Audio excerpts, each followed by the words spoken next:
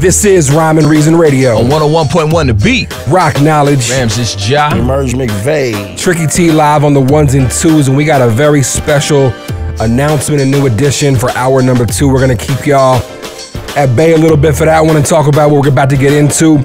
We're going to pay homage to Big L tonight. Big L passed away February 15th, 1999, if I remember correctly. His trajectory was crazy. He was rumored to have about to sign to Rockefeller. I remember that. He was arguably the illest cat out of the Children of the Corn collective, which included Cameron, Mace, McGruff.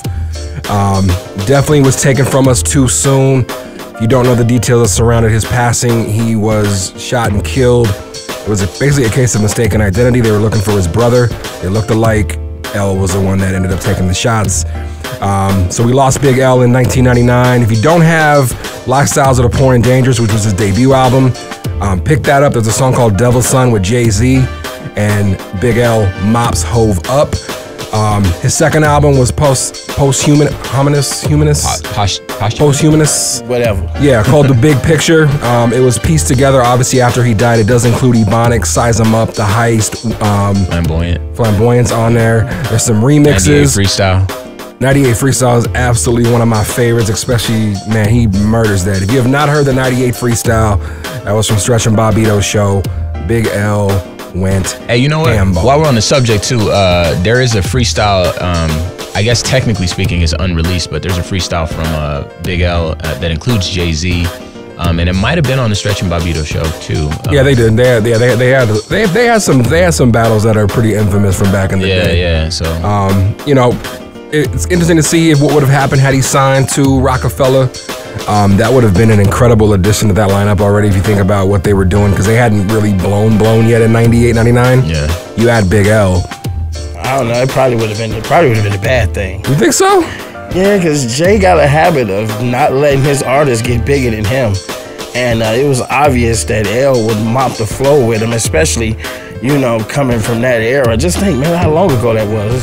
19 years ago, and the man, his music is timeless still. So just imagine, you know, Jay got a lot of beef with artists that he signed because he's like, he don't want to let them get higher than the whole. You know what I'm saying? Yeah, it definitely would have been interesting to see what would have went down with that. It's a shame, obviously, that we lost Big L when we did. He was a big part of DITC. That's a Digging in the Crates crew for y'all that don't know. He was a key member of that squad. There was also, we talked about Children of the Corn earlier.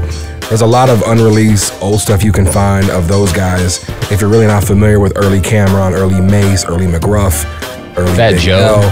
Yeah, Fat Joe. That's DITC, yeah. Diamond D. Yeah, so big shouts out, man. It's always sad when it comes around February time because we have Dilla, we got Pun, we got L.